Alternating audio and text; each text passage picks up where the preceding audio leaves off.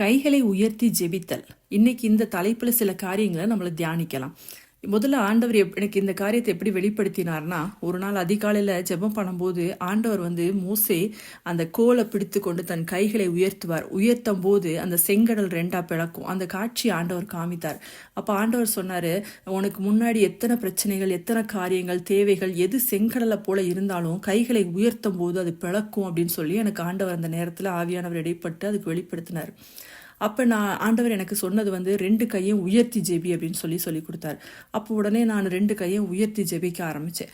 அப்போ இந்த காரியம் என் மனசுக்கு ரொம்ப ஆண்டவர் புதுசாக ஏதோ கற்றுக் கொடுக்குறாருன்னு சொல்லிட்டு அதுக்கு முன்னாடி நிறைய தடவை கைகளை உயர்த்தி ஜெபித்திருப்போம், எல்லாம் செஞ்சுருப்போம், ஆண்டவரை துதித்திருப்போம், எல்லாம் செஞ்சுருப்போம். பட் இருந்தாலும் ஸ்பெசிஃபிக்காக அன்னைக்கு கற்றுக் கொடுத்த காரியத்தை குறித்து நான் தியானிக்க ஆரம்பித்தேன்.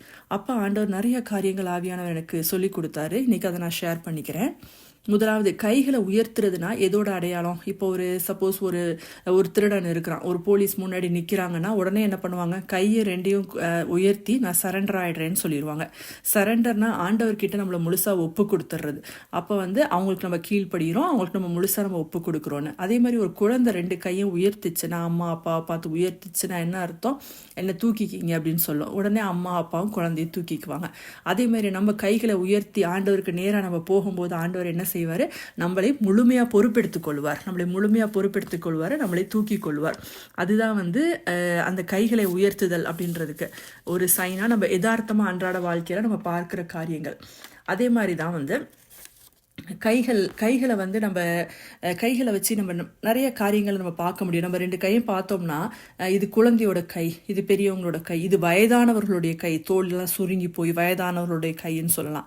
அப்போ அந்த கைகள் நம்ம வாழ்க்கையில் நிறைய காரியங்களை அடையாளப்படுத்துகிறது, நம்ம வாழ்க்கையை பிரதிபலிக்கிறதாக இருக்கிறது.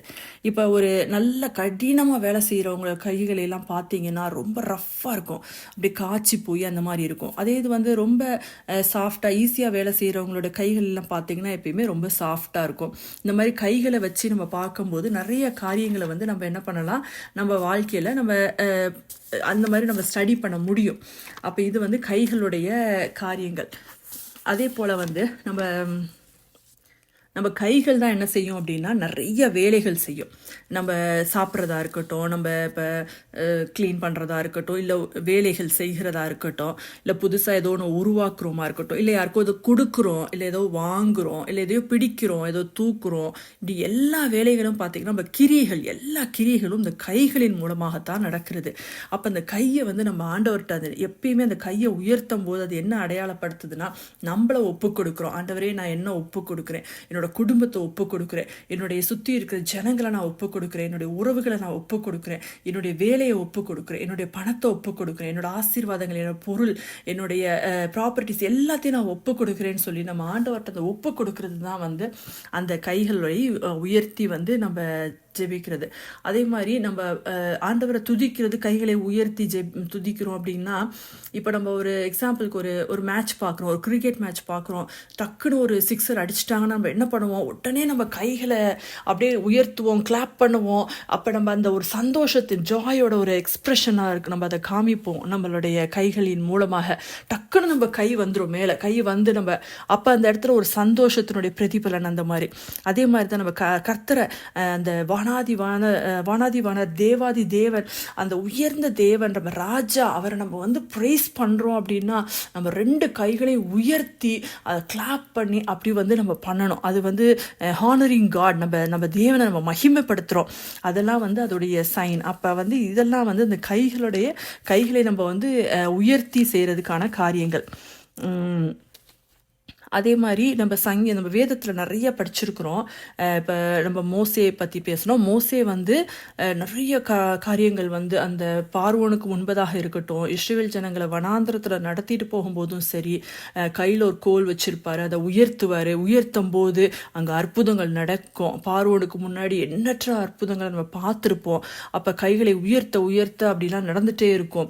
அப்போ ஒரு தடவை யாத்ராகமம் 9:29 கூட மோசே சொல்லியிருப்பார், சொல்லியிருப்பார் பார்வோனை நோக்கி. மோசே அவனை நோக்கி, நான் பட்டணத்திலிருந்து புறப்பட்ட உடனே என் கைகளை கர்த்தருக்கு நேராக விரிப்பேன், அப்பொழுது இடி முழக்கங்கள் ஓய்ந்து கல்மலை நின்று போம், அதனால் பூமி கர்த்தருடையது என்பதை நீர் அறிவீர்னு சொல்லுவார்.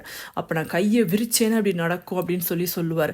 அப்போ அந்த மாதிரி அடுத்து மோசே அதே மாதிரி யோசுவா அமலேக்கியருக்கு விரோதமாக யுத்தம் பண்ணி கொண்டு இருப்பாங்க. யாத்ராகமம் 17 படிச்சிருக்கிறோம்.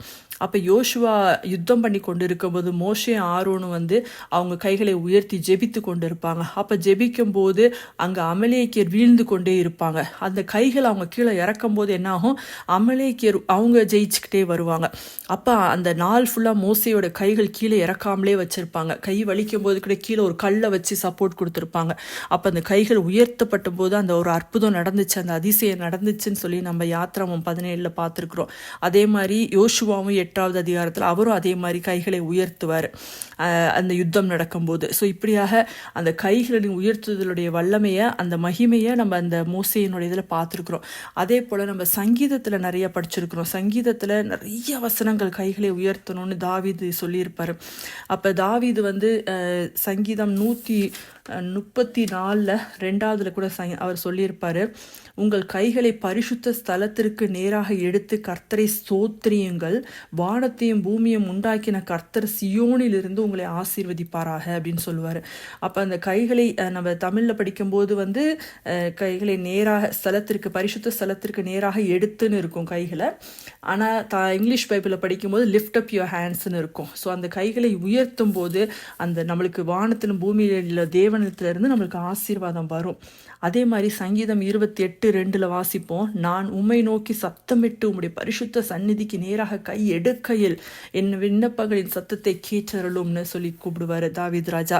அப்படி கைகளை உயர்த்தும் போது ஆண்டவர் நம்மளை ஆசீர்வதிப்பார். அதுக்கு நிறைய தாவீது ராஜா இன்னும் நிறைய சங்கீதத்தில் சொல்லியிருப்பார், கைகளை உயர்த்துங்கள் உயர்த்துங்கள்னு சொல்லிட்டு. அப்போ அந்த கைகளை உயர்த்தி ஜெபிக்கும் போது நம்மளுக்கு அநேக ஆசீர்வாதங்கள் உண்டாகி இருக்கும். அதே போல தான் சாலோமோன் ராஜா ஆலயத்தை கட்டிட்டு வானத்துக்கு நேராக கைகளை விரித்து ஜெபிப்பார். அதே மாதிரி மக்களை ஆசீர்வதிக்கும் போது கைகளை உயர்த்தி அதை ஆசீர்வதிப்பார். ஸோ அவங்க எல்லாருமே அந்த பழைய ஏற்பாட்டில் பார்த்துருக்கோம். நிறைய பேர் அந்த மாதிரி கைகளை உயர்த்தி உயர்த்தி உயர்த்தி அவங்க என்ன பண்ணுவாங்க, தேவனை மகிமைப்படுத்துவாங்க, தேவனிடத்துல ஜெபம் பண்ணுவாங்க, அந்த மாதிரிலாம் பண்ணுவாங்க. அதே சமயத்தில் நம்ம பவுல் சொல்லியிருப்பார் 1 தீமோத்தேயு 2:8, அன்றியும் புருஷர்களே கோபமும் தர்க்கமும் இல்லாமல் பரிசுத்தமான கைகளை உயர்த்தி எல்லா இடங்களிலேயும் ஜெபம் பண்ண வேண்டும் என்று விரும்புகிறேன்னு சொல்வார். கைகளை உயர்த்தி எல்லா இடங்கள்லையும் ஜெபம் பண்ணுங்க அப்படின்றத பவுல் சொல்லியிருப்பார். அதே சமயத்தில் புலம்பல் 2:19 படிச்சிருப்போம், எழுந்திரு, ராத்திரியிலே முதற் சாமத்தில் கூப்பிடு, ஆண்டவரின் சமூகத்தில் கூப்பிடு, ஆண்டவரின் சமூகத்தில் இருதயத்தை தண்ணீரை போல ஊற்றிவிடு, எல்லா தெருக்களின் முனையிலும் பசியினால் மூர்ச்சித்து போகிற உன் குழந்தைகளின் பிராணனுக்காக உன் கைகளை அவரிடத்திற்கு ஏறிடு. இங்கே உன் கைகளை அவரிடத்திற்கு ஏறிடுன்னு போட்டிருப்பாங்க. இங்கிலீஷ் பைபிளில் லிஃப்ட் அப் யுவர் ஹேண்ட்ஸ்ன்னு சொல்லியிருப்பாரு. அப்போ அந்த நம்ம கைகளை கர்த்தருக்கு நேராக ஏறெடுத்து நம்ம ஜெபிக்கும் போது அந்த இடத்துல நம்மளுக்கு அநேக ஆசீர்வாதங்கள் உண்டாகி இருக்கும். நம்மளுக்கு ஆரம்பத்தில் கொஞ்சம் கஷ்டமாக இருக்கும். நம்ம எப்படி இதை ப்ராக்டிஸ் பண்ணுவோம், கையெல்லாம் வலிக்கும் கொஞ்சம். ஆனால் நம்ம கொஞ்சம் கொஞ்சமாக பண்ண அந்த கைகளை உயர்த்தி உயர்த்தி நம்ம அந்த ஆண்டவரிடத்துல ஜெபம் பண்ணும்போது, ஆண்டவரை துதிக்கும் போது நம்ம தேவ பிரசன்னத்தை நம்ம உணர்வோம். அந்த தேவ பிரசனம் வர வர வர நம்ம இன்னும் அதில் பலப்படுவோம், இன்னும் நம்ம அதில் நல்லா ப்ராக்டிஸ் ஆகி ஸ்ட்ராங்காக வந்துடுவோம்.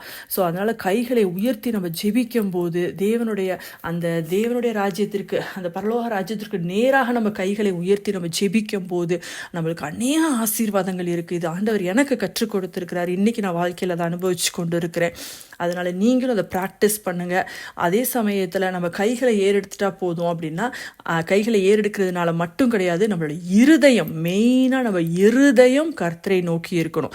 கைகளை ஏறெடுத்து ஜெபிக்கும் போது நம்மளோட இருதயங்கள், நம்மளுடைய சிந்தனைகள் எல்லாம் கிறிஸ்துவுக்குள்ளே தான் இருக்கணும். அந்த தேவாதி தேவனுடைய அவருடைய பரிசுத்த ஸ்தலத்துக்கு நேராக நம்ம கைகள் ஏறெடுக்கப்பட்டு இருக்கிறதுன்னு அந்த விசுவாசத்தோட அந்த ஒரு முழு அந்த தேவனை இருதயத்தோடு நம்ம வந்து தேடணும், இருதயத்தோடு ஜெபிக்கணும், அந்த அப்படி நம்ம ஸ்தோத்திரம் பண்ணணும்.